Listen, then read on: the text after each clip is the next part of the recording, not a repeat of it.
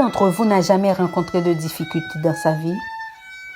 Difficile de répondre à une telle question, n'est-ce pas? Et maintenant, qui d'entre vous a déjà vécu au moins un changement à un niveau ou à un autre au cours de son existence? Encore une fois, la réponse est évidente. Les difficultés et le changement font partie intégrante de la vie. Bien sûr, certains sont plus drastiques que d'autres, mais le fait que personne n'en soit épargné demeure incontesté. Récemment, j'ai eu d'énormes difficultés dans ma vie personnelle qui m'ont courbé l'échine et m'ont mise à genoux. Elles m'ont fait réfléchir sur l'essence et le but de mon existence. Pour sortir ma tête de l'eau et me relever, j'ai décidé de faire du ménage dans ma vie et l'inventaire de mes amis. J'ai réalisé que pour avancer, je devais me séparer de quelques personnes.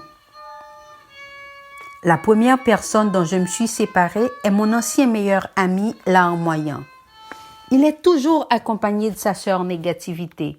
Il me conte inlassablement ses peines, me raconte ses malheurs et se lamente sur les injustices dont il est victime. Sa seule raison de vivre, c'est de se plaindre et d'accuser le monde entier de ses déboires. Pire qu'un aspirateur géant, plus violente qu'une tornade de haute intensité, larmoyant et sa sœur te drainent de toute énergie positive et te laissent fébrile. Je ne parle plus de mes problèmes, je cherche des solutions à mes problèmes. Voilà pourquoi je fuis larmoyant comme l'agneau fuit son prédateur. J'ai aussi tourné le dos à mes anciennes voisines, médisantes et commères. Naguère, j'aimais bien bavarder avec elles.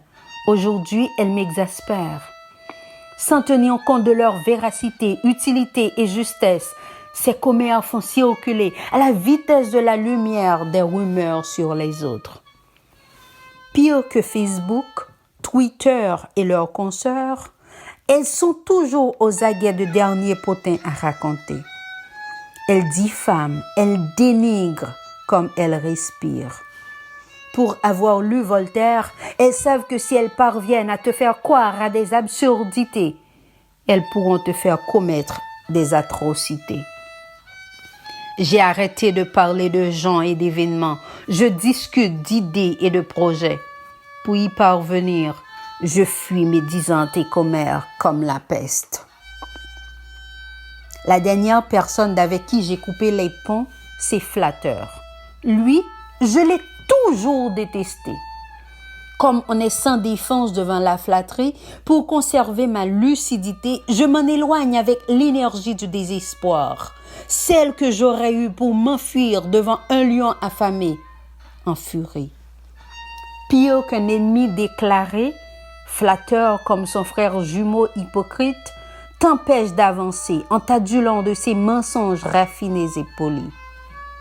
Dorénavant, je prends la poudre d'escampette dès que j'aperçois Flatteur, car il est comme l'eau de Cologne, fait pour être senti et non avalé.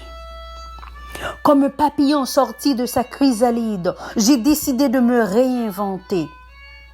Je ne vois plus ces personnes avec qui jadis je passais du temps. Mesdames et messieurs, vous vous dites sûrement que je ne dois plus avoir d'amis, mais c'est faux. Ma nouvelle meilleure amie s'appelle Compassion. Bien sûr, je vous entends penser. Vous vous dites qu'on vit dans un monde où le mensonge voyage en avion et la vérité à dos d'âne, où les vérités alternatives sont consacrées reines et où les gens les plus influents de la planète se livrent à cœur joie sur le dos des autres. Notre siècle en est un de promotion de soi, de flatterie et de vantardise. Nos sociétés modernes produisent tellement d'injustice sociale que ne pas se plaindre proviendrait du miracle. Considérant tous ces fléaux, vous présumez que Compassion doit se cacher, que je ne dois pas la voir très souvent. Encore une fois, vous vous trompez. Je vois Compassion à tous les coins de rue. Elle est plus active dans nos sociétés que n'importe quelle autre personne. Les atrocités que je viens de décrire tantôt vous paraissent si répugnantes et révoltantes seulement parce qu'elles sont des anomalies. Croyez-le ou non, la bonté est la normalité. J'ai croisé compassion dans l'autobus quand une personne à la vigueur de la jeunesse a cédé sa place aux courbatures de la vieillesse.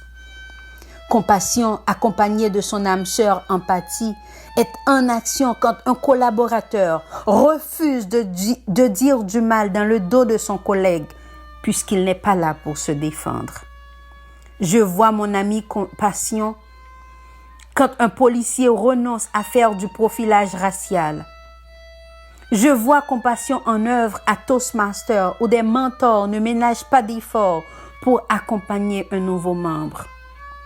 Je vois compassion dans les yeux des enfants qui jouent sur la cour de l'école sans distinction d'origine, de couleur, de race ou de classe. Mon ami compassion ne reste pas indifférent devant la souffrance humaine. Sa commisération la pousse à l'action. Elle soigne le blessé, nourrit l'affamé, guérit le malade et restaure le rejeté. Mesdames, messieurs, vous aussi vous connaissez mon amie compassion. Elle habite dans votre quartier. Elle occupe le bureau à côté du vôtre. Le matin, quand vous vous levez, elle est, j'espère, la première personne qui vous accueille devant votre miroir. Ah, voyez-vous, vous la connaissez. Vous n'en entendez pas trop souvent parler uniquement parce que le vide fait plus de bruit que l'action transformatrice. C'est pourquoi nous avons besoin de donner une voix à compassion et de la faire connaître. Oui, mes amis, je vous invite aujourd'hui à l'action. Donnons une voix à compassion. Faisons connaître ces actions afin de modéliser le comportement de la prochaine génération. Car, comme l'a dit l'écrivain Laurence Durel, la véritable maturité va toujours de pair avec une profonde compassion. Notre monde a besoin de compassion. Soyons compatissants les uns envers les autres.